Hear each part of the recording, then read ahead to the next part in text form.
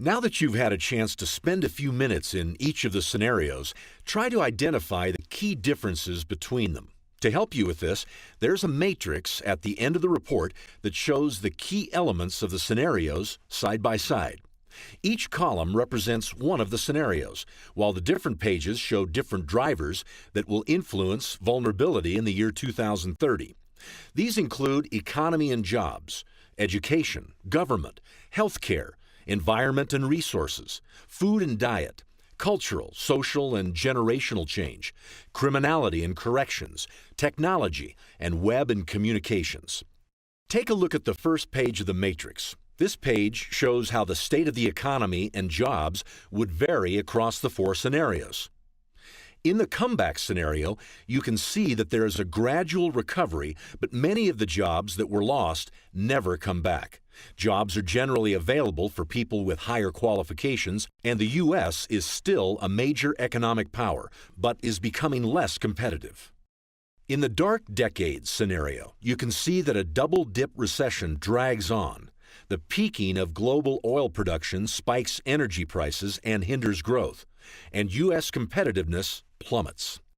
In the equitable economy scenario, you can see that there is a slow recovery in 2010 to 2012 that is followed by larger decline into a true depression, which galvanizes government action and a value shift toward a greater emphasis on fairness, such that growing inequalities in income and wealth are no longer tolerated.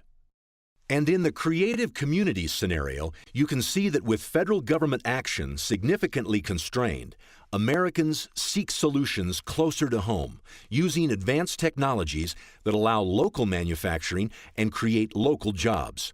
Also, a revival of small farms using sustainable agricultural practices increases farm employment. Take an opportunity now to scan the pages of this matrix and take note of the differences. What strikes you as particularly important? What changes would be most relevant to your organization? Using the worksheets included in this toolkit, we encourage you to talk to others in your organization about each scenario. This will help you identify the strategies that would be effective in each scenario, as well as the robust strategies that would be effective in multiple scenarios. If these are things you are already doing, then that's great. If there are robust strategies you are not already doing, then think about adding them to your planning.